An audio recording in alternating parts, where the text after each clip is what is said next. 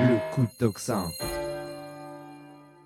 Et comme tous les mardis, les moments que vous attendez tous, c'est au bon tweet, évidemment. Bonjour au bon tweet, comment allez-vous? Bonjour Clémence, écoutez, comme d'habitude, ça va bien dès que j'arrête de penser à la situation de la France. Ah oui, bah ça doit pas aller super bien alors.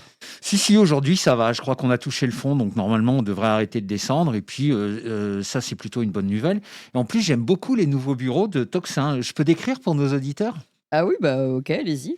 Alors voilà, donc là on est dans le grand studio, donc c'est celui de la matinale, donc là au fond il y a Younes et Thibaut qui sont tellement loin qu'on les voit à peine. Derrière, il y a une petite salle d'attente pour que les invités puissent se détendre avant l'antenne, parce que ça peut être stressant l'antenne Ouais. parfois. Juste à côté, il y a la cuisine avec une super machine Ah à oui, il café. faut visiter la machine à Ah café. ouais, ouais, bravo Guy d'ailleurs à ce sujet, qui rien que pour elle devrait inciter les intervenants à venir en présentiel plutôt qu'en visio, parce que c'est quand même beaucoup plus chaleureux. Bah merci, d'ailleurs, vous avez raison pour la machine à café et pour le côté chaleureux du présentiel. Voilà, tout à fait. Donc je continue. Donc derrière, il y a un petit studio, un peu plus petit pour d'autres projets à venir, dont certains d'ailleurs dans lesquels je pourrais être impliqué avec d'autres chroniqueurs. Mais bon, je dévoilerai pas ça. Et à côté de ce petit studio, il y a la salle de réunion pour préparer les matinales. Et moi, je vais vous dire, j'ai presque envie d'arrêter de faire chroniqueur pour devenir journaliste à part entière chez Toxin. Bah oui, mais c'est un vrai métier en même temps, journaliste, ça s'improvise pas. Alors, ça, ma chère Clémence, c'est une évidence en ce qui vous concerne, mais c'est pas forcément ce qui me saute aux yeux quand je tombe sur BFM ou LCI. Mais rassurez-vous, moi, je ne suis qu'un tweetos qui fait des chroniques et a priori, je dis bien a priori, il y a peu de chances pour que ça change de catégorie. Mais dites-moi, vous êtes venu faire une chronique ou bien agent immobilier? Alors, désolé Clémence, ça c'est de la déformation professionnelle. Il m'arrive en effet de faire 2 ou 3 trucs dans l'immobilier parmi mes différentes activités. Puis là, j'ai réussi à gratter 3 ou 4 minutes sur ma chronique, donc c'est toujours ça de prix. Vous connaissez le principe, hein, ça sera déduit. Et donc, de quoi va traiter votre chronique? Alors, je suis bien embêté parce qu'à chaque fois, je vous dis que je vais reprendre des sujets de fond, mais à chaque fois, je suis obligé d'essayer de coller à l'actualité parce que maintenant, c'est pas tous les jours qu'il se passe quelque chose, c'est toutes les heures. Et je vous jure, moi, j'en peux plus. Je suis à 2 doigts de tout lâcher, de donner mon compte Twitter et Telegram à qui voudra bien le prendre et d'aller élever des poules loin de toute civilisation, des vaccins, des chemtrails et des menaces fantaisistes de guerre. Mais là, je ne sais plus où donner de la tête. J'ai l'impression d'être une maman poule, justement, qui a 40 poussins et qui passe son temps à tourner frénétiquement la tête dans tous les sens pour être certaine de rien louper et d'avoir l'œil sur tout. Oh, bah oui, bah on compatit alors, bien sûr. Et vous allez bientôt nous parler de politique intérieure ou de politique internationale quand même? Bon, je vais vous faire un petit mix des deux, mais de toute manière, la politique intérieure française, maintenant qu'on a compris comment ça fonctionne, c'est hyper chiant, donc je vais pas non plus m'étendre trop là-dessus. Je vais vous sortir juste 2 ou 3 banalités sur ce petit théâtre destiné à nous occuper, et je vais essayer de faire 3 vannes désopilantes là-dessus, et puis voilà, on passera à autre chose. D'accord, vous trouvez que c'est chiant, mais pourtant il y a plein de gens qui se passionnent pour cette politique intérieure. Mais non, Clémence, vous savez comment ça se passe en France. Il n'y aura plus jamais de surprise, par la voie classique en tout cas. Et puis vous connaissez tous cette fameuse phrase de Antoine Houdard de Lamotte. Bah non, vu que déjà personne ne connaît ce personnage. Bon, alors c'est vrai, moi non plus, je ne le connaissais pas, l'auteur, mais je connaissais cette phrase. Écoutez, elle est très belle. Donnez le même esprit aux hommes, vous ôtez tout le sel de la société. L'ennui naquit un jour de l'uniformité. Ah oui, ça c'est très connu, en effet, c'est très beau et très vrai d'ailleurs. Mais pourquoi vous dites ça? Parce qu'une société saine, ça devrait être ça. C'est des gens qui ont des paradigmes différents, des points de vue différents, des vérités différentes, chacune nourrissant et enrichissant l'autre. Soit l'exact inverse de cette espèce d'immonde pensée unique qu'on veut nous imposer, en nous faisant en plus du chantage au bon sentiment, et ce qui est à peu près tout ce que je déteste. Donc en politique, ça donne ça. Donc je vous passe le bloc socialo-centro-républicain qui sont d'accord sur absolument tout. Et c'est d'ailleurs pour ça que Macron pioche régulièrement dans les rangs des uns et des autres pour former ses gouvernements successifs, qui ne servent jamais à rien d'autre que continuer la politique qui consiste à nous ruiner, nous enlever nos libertés et dire que tout est de notre faute. Voilà, donc je vous passe le topo, vous connaissez ça aussi bien que moi. Mais quand on s'approche des extrêmes, en fait, on s'aperçoit que eux aussi, ils sont tous d'accord sur tous les points essentiels, à savoir ceux avec lesquels l'UE ne transige pas, comme on peut le voir d'ailleurs en Roumanie. Alors, c'est-à-dire, vous pouvez expliciter? Alors, l'autre jour, je suis tombé sur Mélenchon qui disait que c'était Poutine l'agresseur. Puis je tombe sur Bardella qui nous dit que c'est Poutine l'agresseur. Puis je tombe sur Glucksmann qui nous dit que c'est Poutine l'agresseur. Puis je tombe sur Bellamy qui nous dit que c'est Poutine l'agresseur. Et enfin, je tombe sur Knafo qui nous dit que c'est Poutine l'agresseur. Voilà, donc il y en a plus aucun pour nous parler du coup d'État de Maïdan, du bombardement du Donbass, des accords de Minsk qui ont servi de torche-cul à tout l'Occident. Donc voilà, donc à chaque fois, on s'aperçoit qu'ils sont tous d'accord sur les sujets essentiels et ceux qui ne le sont pas n'ont plus accès aux médias mainstream. Voilà, comme ça, c'est clair, net et précis. Alors, les sujets essentiels qui sont... Alors, il y a 4 prérequis fondamentaux pour pouvoir passer dans les chaînes de grande audience. Donc, il faut être pro-UE, il faut être pro-OTAN, il faut être pro-vaccin, il faut être anti-Poutine. Donc, une fois qu'on a satisfait à ces 4 critères, on peut faire semblant de se mettre sur la gueule sur des sujets à la con, genre avec quel type d'impôt on va résorber la dette. Sous-entendu, ça ne peut venir que d'une contribution des Français et certainement pas d'un effort de l'État. Ou quel jour faut-il faire l'ouverture de la chasse, etc. Voilà, comme ça, les gens s'écharpent sur ces points subalternes et donnent un blanc-seing tacite sur les sujets de fond. C'est assez bien vu, mais c'est un procédé franchement dégueulasse. Vous êtes certain quand même de ne pas exagérer? Non, parce que quelles que soient les circonvolutions, on en arrive toujours au même résultat. Donc, je vous donne un exemple. Bayrou et Macron, bon, on peut dire qu'ils ont tous les deux un style particulier, une approche assez différente de la politique, mais qui au final produit les mêmes effets. Ah bon? Et quels sont-ils alors ces effets? À la fin, ils nous font tous les deux les poches et ils nous enlèvent des libertés, systématiquement, mais chacun à sa manière. Alors vous voulez bien nous expliquer? Oui, alors Bayrou, par exemple, lui, il fait dans le feutré, donc il nous raconte des choses insignifiantes avec une voix monocorde, en faisant des phrases de 10 kilomètres de long. Du coup, c'est tellement chiant qu'on finit tous assez rapidement par s'endormir. Et une fois qu'on dort à point fermé, il nous passe tout ce qu'il veut. Donc c'est une méthode que j'appellerais la soporifique. La politique? Oui, c'est un mélange entre politique et soporifique. Ah oui. Voilà, merci Younes. Et, Et Macron, il fait quoi alors? alors Macron, lui, il fait dans le larmoyant et dans le grandiloquent. Vous savez, les trucs du style nous sommes en guerre. Mais pareil, lui, à chaque fois, il finit toujours par nous la mettre bien profond. Donc lui, il serait plutôt dans un style que j'appellerais suppolitique. Suppolitique. Oui, un mélange entre politique et suppositoire. Merci Younes.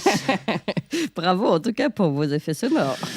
Alors je dois vous avouer Clémence, alors c'est évidemment pas moi qui ai inventé cet effet, mais ça fait des années que je rêve de l'utiliser en vrai, parce que je le fais parfois à des dîners, mais sans effets spéciaux, ça donne des trucs pourris, vous savez, genre voilà. Donc mais là Vous avec devez le vraiment vrai être son, très drôle en dîner, vous. non mais là avec le vrai son, il faut vraiment avouer que ça a une autre gueule. Donc alors, merci Younes, merci C'est-à-dire que maintenant Thibaut. pour vos dîners, il vous faut des Younes et des Thibaut derrière Ben vous. oui, mais avec grand plaisir. Voilà, merci Toxin d'enfin donner vie à ce rêve d'enfant. Ça y est, je l'ai fait, c'est dans la boîte. Je pourrais le faire écouter un jour à mes petits-enfants et je peux mourir tranquille. Oui, mais bon, essayez de pas mourir tout de suite. Vous avez une chronique à terminer en plus. Mais d'ailleurs, il y a une constante dans toutes vos dernières chroniques, c'est cette espèce d'aversion profonde pour un certain Emmanuel Macron. Non, alors bon, pas à ce point-là quand même. Parfois, même quand je pense à lui, j'ai des envolées lyriques. Ah bon? Mais ça donne quoi alors? Eh bien, concernant Macron, par exemple, je rêve d'un tourbillon azur et odorant qui l'emmènerait dans une rafraîchissante cascade à travers un long couloir étroit et sombre débouchant au loin sur une belle lumière éblouissante vers un avenir que j'espère radieux et lumineux pour lui et pour nous. Ah oui. Donc là, vous êtes en train d'expliquer que vous voulez le mettre dans une cuvette de toilette et tirer la chasse d'eau. Ouais, tout de suite, les grands mots. Non, c'est pas sympa, Clémence. Moi, on me reproche d'être hyper grossier, donc je fais un effort pour m'exprimer dans un langage un peu plus littéraire. Et vous venez enlever toute forme de poésie que je me suis pourtant fait chier à essayer de mettre en place. Bref, pour en revenir à Macron, je lui souhaite toutes sortes de bonnes choses à partir du moment où il arrêtera de nous casser les couilles et surtout de nous dépouiller. Parce que la constante, c'est plutôt celle-là. Personne ne nous a autant fait les poches que lui. Et pourtant, je rappelle que la France, c'est le pays de l'impôt. Ah oui, quand on contrarie vos envolées lyriques, vous redevenez immédiatement très grossier. Oui, mais il faut me comprendre. Moi, ça fait 8 ans qu'on supporte son visage, sa voix, ses annonces, dont pas une seule n'a été positive pour les Français. Vous vous rendez compte? Pas une seule. Vous vous rendez compte, Clémence? Donc, ça faisait combien de temps qu'on s'était pas tapé le même personnage pendant une aussi longue période? Le dernier, c'était Chirac. Alors, il était tout aussi parfaitement inefficace et menteur, mais au moins, lui, il était sympa. Et puis, il avait quand même encore une approche des relations internationales un peu souverainiste, dont on pouvait encore être à peu près fier, parce que franchement, on en pense ce qu'on voudra, mais Dominique de Villepin aux affaires étrangères, c'était autre chose que Jean-Noël Barrot. Oui, alors lui non plus, vous ne l'aimez pas, enfin Jean-Noël Barrot? Alors, c'est rien de le dire, hein, ma chère Clémence. Franchement, ça se voit que Macron a supprimé le corps diplomatique français, que pourtant le monde entier nous enviait.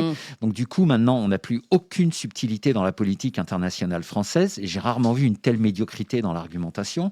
Donc, on a juste des caniches de l'OTAN un peu incultes, dont on ne peut rien dire, rien tirer, à part que, quel que soit le sujet, tout est de la faute de Poutine et qui en sont réduits à faire des grotesques petites opérations de com' pour débiles, pour faire brancher, genre la petite parodie de Bref qu'il a fait lorsqu'il s'est rendu à je ne sais plus quel sommet à Johannesburg. Non, à ce point-là.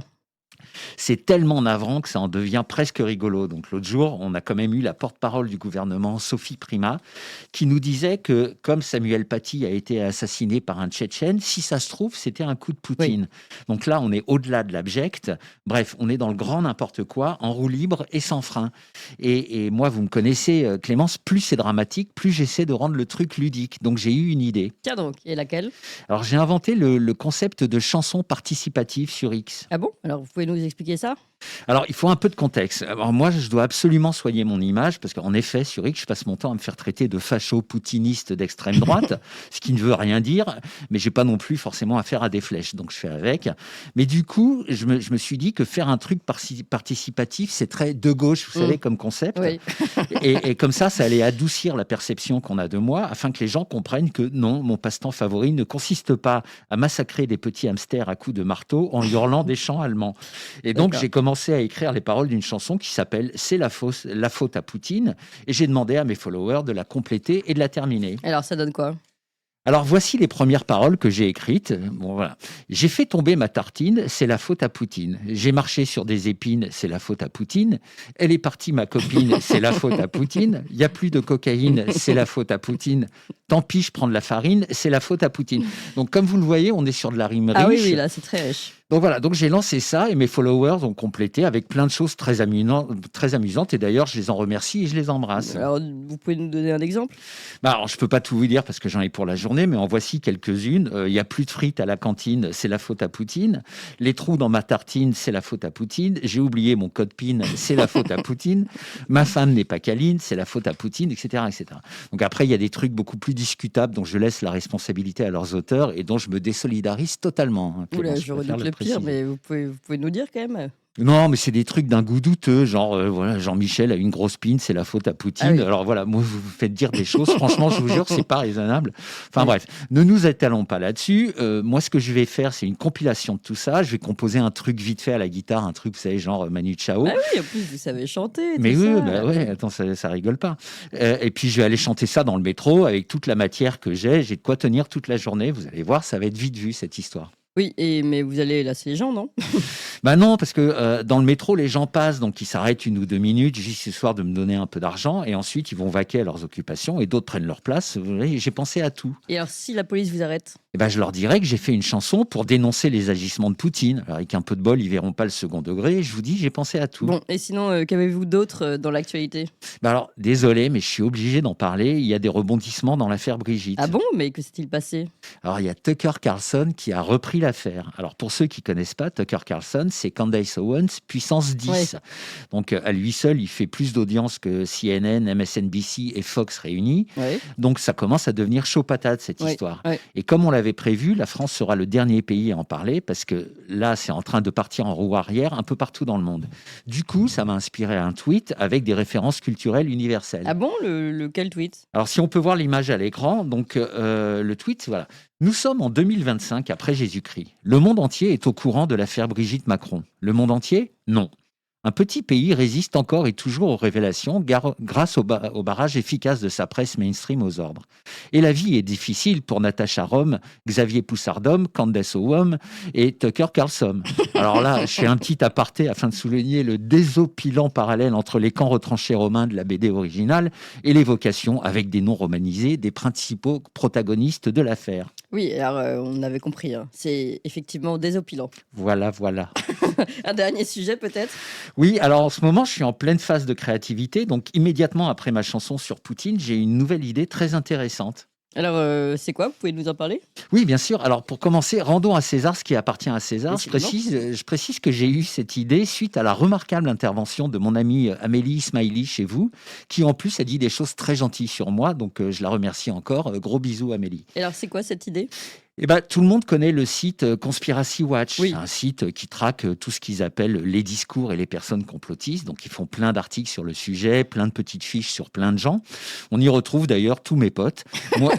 Moi-même, C'est j'ai... comme ça que vous les choisissez, vos potes. Ben voilà, exactement. C'est dès qu'ils sont sur Conspiracy Watch, c'est les appeler. potes. Ouais. Voilà. Donc, moi-même, j'ai été la cible de leurs attaques puisqu'ils ont dit des choses très méchantes sur moi à plusieurs reprises. Alors, vous allez vous venger. Oh non, loin de moi cette horrible idée. Vous me connaissez, Clémence, vous savez que je ne suis qu'amour. Ouais. Ouais. Donc, rassurez-vous, Rudy, Tristan et ma petite tartine, je suis sûr que tu te reconnaîtras.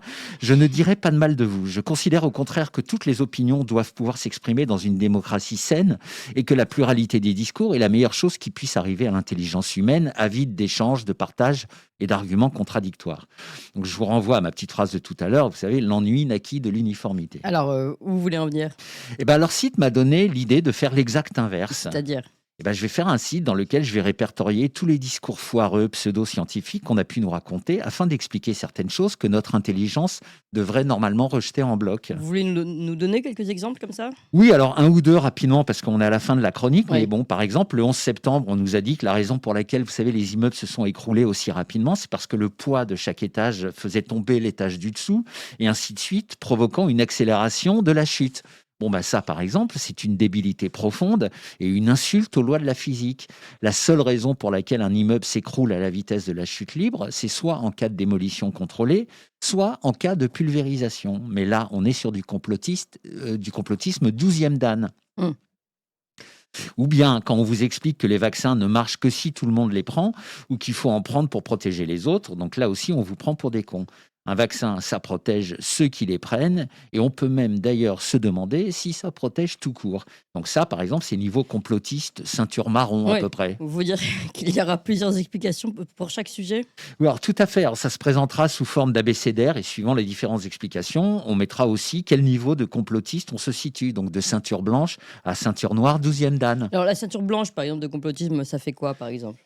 C'est des trucs évidents. Par exemple, quand un quartier entier est pulvérisé, on ne retrouve pas des passeports de terroristes intacts. Ça, c'est niveau ceinture blanche, par exemple. Allez, je vous donne un dernier exemple. Quand on peut fermer un gazoduc en tournant un robinet, on ne va pas le faire exploser dans la mer par 100 mètres de fond. Oui, en effet. Et alors, comment vous allez appeler ce site? Le Bullshit Watch. Alors, j'aurais pu l'appeler l'Observatoire des conneries, mais je trouve que Bullshit Watch, ça claque bien, quoi. Donc, voilà. Du coup, je fais un appel aux auditeurs pour qu'ils m'envoient plein de matière pour alimenter le Bullshit Watch. Voilà, c'est fait. Eh bien, merci beaucoup, Bon Tweet, pour cette 63e chronique. Et à la semaine prochaine. Merci, Clémence. À la semaine prochaine. Vous avez aimé cette émission, vous voulez que l'on continue d'exister et de creuser ces sujets, sachez que nous n'avons ni subvention, ni milliardaires, ni oligarques derrière nous, que nous ne dépendons que de vous. Donc faites un don à toxin-media.fr, toxin-media.fr, et encore mieux, faites un don régulier pour que nous continuions d'exister. Merci.